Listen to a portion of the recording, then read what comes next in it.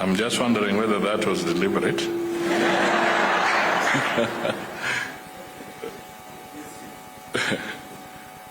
Okay. The Honorable John Bandi, Cabinet Secretary for the National Treasury and Economic Planning. Madame Veronica Nduva, Secretary General of the East African Community or her representative. Mr. Anthony Mora, Chair of the Kenya Revenue Authority Board of Directors, members of the KRA Board, Mr. Humphrey Watanga, the KRA Commissioner General, all Commissioner Generals from other African countries, Madame Gyang Demita Chinude, Director of Customs Administration, African Continental Free Trade Area, Mr. Ian Sanders, Secretary General, World Customs Organization, stakeholders and partners, distinguished delegates, ladies and gentlemen, good morning. It is my pleasure to join you today for this year's Africa Customs and Trade Conference on Trade Facilitation and Domestic Resource Mobilization in the Digital Age. I commend the Kenya Revenue Authority for meticulously organizing and hosting this summit. To you all participants from across Africa and beyond, I take this opportunity on behalf of the government and people of Kenya to welcome you to Nairobi. Your perspectives and experiences will enrich the key discussions and outcomes of this timely summit. This year's summit envisions enhanced synergy and collaboration in trade facilitation, exchange of information, and knowledge sharing, with a focus on innovation, partnerships, and adoption of best practices to ensure we meet the growing physical needs of our countries. In an interconnected global economy, the significance of trade facilitation as a key driver of economic growth and domestic resource mobilization cannot be overstated. Both elements are critical for enhancing economic resilience, promoting sustainable development, and ensuring that our nations can harness their potential to create inclusive, thriving economies. Additionally, it is important to build responsive policy frameworks, enable business ecosystems, and administrative procedures that enhance resource mobilization. Therefore, effective stakeholder engagement plays a central role in this initiative. Governments, the private sector, civil society, international organizations, and consumers are all critical players in the pursuit of sustainable economic growth. Such collaborative engagements and partnerships enable governments to develop sound policies that encourage investment, job creation, and ultimately economic growth.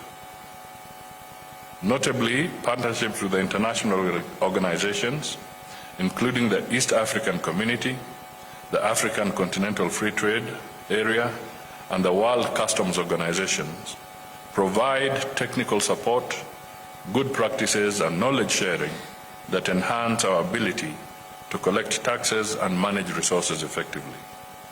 Furthermore, open dialogue and collaboration among these stakeholders fosters trust and a deeper understanding in dealing with emerging challenges and opportunities. Indeed, customs reforms, taxation policy improvements, and simplified trade regulations require input from a wide and diverse range of stakeholders to ensure that they meet the practical needs of businesses while maximizing the revenue potential for governments. This summit therefore presents a great opportunity for us to engage in constructive dialogue that will lead to meaningful frameworks, responsive administrative procedures, and policy reforms whose objective is to generate additional revenue for governments and improve the ease of doing business within our jurisdictions. We therefore need to leverage the power of rapid innovation and technological advancements currently driving the global economy. Tax administration must proactively adopt technology-driven solutions and systems that facilitate trade and improve domestic resource mobilization. The innovations ranging from digital taxation platforms that simplify compliance to blockchain technologies that enhance transparency in trade logistics offer powerful tools for revenue generation and efficient trade. In our experience as a country, automating customs procedures has significantly reduced cargo clearance times across the East African community's common border points. This has greatly enhanced the movement of goods and facilitated international trade. Similarly, adopting electronic invoicing systems helps to integrate informal economy into the formal tax base, widening the scope for domestic resource mobilization. We should rethink traditional tax rules and be prepared to implement global solutions that ensure all sectors contribute equitably to the national resource base. The Kenya government, under His Excellency Dr. William Ruto, will continue to invest in capacity building and technical skills training for the public servants to fully leverage these technologies and maximize the gains from innovation. Accordingly, it is encouraging to note that the program of this summit has not only placed emphasis on unlocking revenue potential and digital integration in the tax system, but also captured critical matters of our time, including efficient maritime services, environmental taxation, and green customs, cybersecurity, smart customs in the digital age, risk management, and gender equality. It will be interesting to get the Kenyan, African, and global perspectives on these and other related matters, including artificial intelligence, tax justice, and the challenges of navigating through trade facilitation in the digital era. In conclusion, let me emphasize that trade facilitation and domestic resource mobilization are essential pillars of economic development. Through strong stakeholder engagement, meaningful partnerships, innovative practices, and adherence to international tax frameworks, we can unlock the full potential of these areas to enhance our physical capacities and drive socioeconomic growth. This underscores the fact that our customs and taxation policy reforms directly contribute to sustainable development goals, human security, and dignity. In short, these efforts are not an end in themselves, but a means to ensure that our nations thrive and that our citizens enjoy the benefits of a well-managed, well-funded, prosperous economy. Before I pronounce the conference open, let me borrow a leaf from my colleague, Honorable Mbandi, just to also point out one or two things that I think may require attention and thought. First, let me start very briefly on a historical journey. I stand here because We are Kenyans, and I am proud to say that I was one of the people who pioneered the creation of the Kenya Revenue Authority.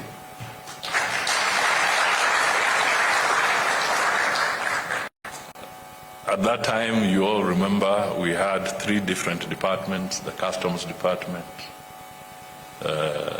Customs and Excise Department, we had the Income Tax Department, and I think the Sales Tax Department. And that structure had reached at the end of its usefulness, if I may call it that way. And when I look around, I can see some of the early commissioners of KRA. I can see my friend there, Commissioner General there. And it was not easy because people were used to certain things and you had to change. Some had established gravy trains within that old system. And here you are now beginning to talk about changing the whole structure and bringing in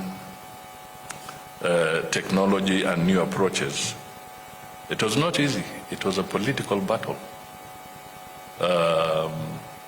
Even to introduce the PIN, the personal identification number, the tax cheats moved all over. They even reached the churches, until the churches were preaching that the PIN number is the number of the devil.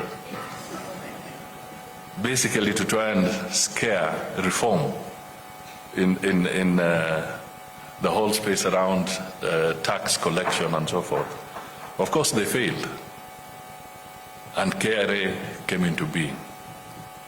And indeed, the truth be told, KRA did and has substantially improved the whole revenue collection structure and culture in the country, no doubt. But we have now reached a stage where we need to go a notch higher. We must, as we have stated in our statements, we must now go a notch higher, become more facilitative, move away from being obstructionists, so that we can now really benefit from technology and also allow us to develop trade amongst each other. I'm sure the person from the Africa Continental Free Trade Area will share a lot of data with you. And it is embarrassing that the level of trade between African countries is minuscule compared to what we do with the rest of the world. We must correct some of these things. So there is an important agenda for you, and I want you to really give it some serious thought so that we can graduate from where we are to the next level. The other thing that I thought is important, the minister touched on it, and he talked of the issue of, in many different ways, but he was focusing on corruption.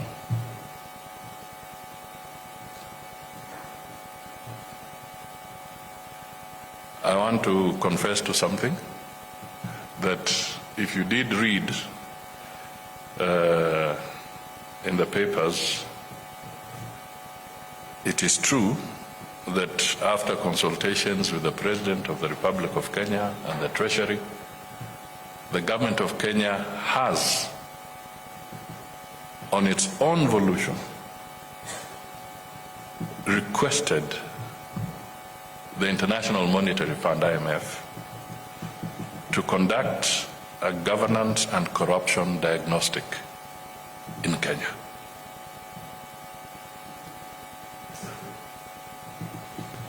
And mark my words, on our own volition.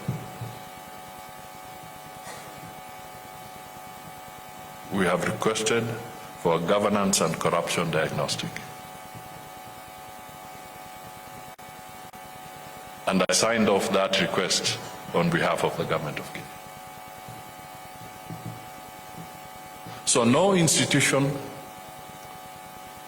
is going to be free from this diagnostic. That includes the KRA.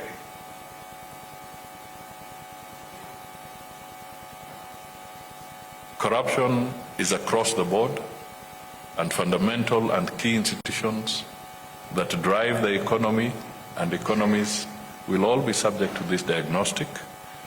Therefore, it is important that I say this publicly so that we can all know that we need to take that bold step and go a notch higher.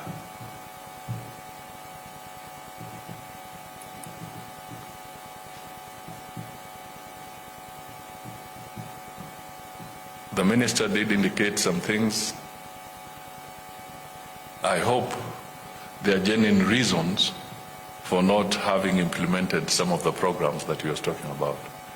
But if it turns out that it was by design,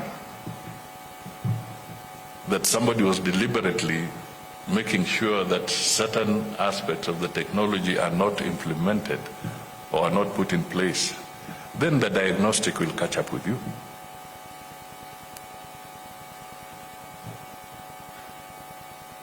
So, and this message goes to other institutions, not necessarily KRA alone, but even ministries, other departments. This will be a thorough diagnostic, and it is because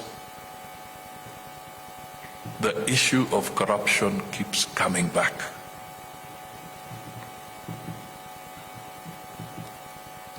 It keeps coming back. So we must get to terms and figure out where is it domiciled.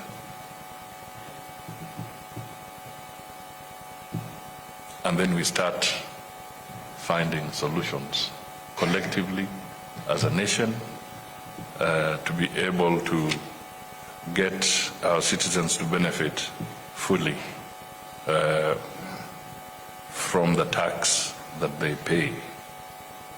So, ladies and gentlemen, I borrowed a leaf from my colleague. The message I've put across is not a threat, but actually it is a positive message that we should embrace and we should collaborate as a government so that we come we have a realistic approach to what ails us, and then we can all cast away this dark cloud of corruption that seems to impede business, not just in Kenya, but in many other countries. Sometimes even in the developed countries, but even within the African continent, we really need to take the bull by the horns. And KRA and other tax entities within the continent will play a very, very pivotal role in dealing with this. And we do also want to appeal to our friends and partners to work very, very closely with us on this particular issue. Our service providers,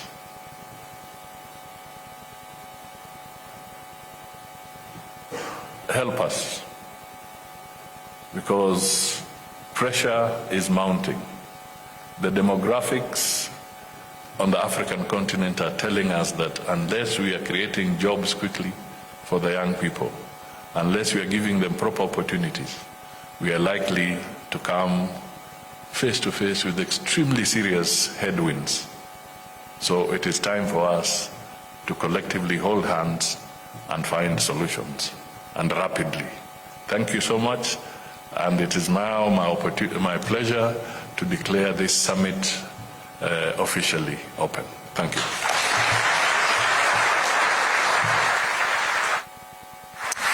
Mr. PCS, thank you very much, sir. If I may kindly, humbly request you if you could just come back to the stage. We take a few photos before we finish. And the first photo, we may be seated, ladies and gentlemen, as the PCS comes for a photo. Allow me to quickly call up the lineup of photos. Once the PCS has recognized you in an international forum, I think it will only be fitting for you to take a photo with him. So let me kindly request Mr. John Safari, the Commissioner General, the third Commissioner General of the KRA, who is currently the chairman of the Kenya Shippers Council, to please take this very honorable picture of pioneers of the Kenya Revenue Authority, if I might add. His Excellency and Mr. Msafari are the pioneers amongst many others of the Kenya Revenue Authority. Let's take that photo. Next, we shall have a photo with the PCS, and Mr. Msafari shall exit stage. We'll have our CS, Mr. John Buddy. We'll have our Commissioner General, Mr. Humphrey Watanga, and we shall have our board chair, Mr. Anthony Mwaura, joining the PCS for that photo. If you could come, gentlemen, kindly, and take your positions on stage. Thank you very much, Safari. I can see you're catching up with your old colleague. What a moment that is. Thereafter, we shall have the next photo. So kindly be on standby. Our KRA Board of Directors, you will join that particular photo. Thank you very much, our media, our fourth estate. We appreciate. Let's take that photo. Yes, sir. So His Excellency is asking whether it's only men who collect taxes. We're going to prove to you, Your Excellency, that in our board we do have female representation, and they're coming on, but I'm sure he meant that on a light touch. So may I kindly request our KRA board to kindly join this photo. Please, a round of applause for this great gentleman. And the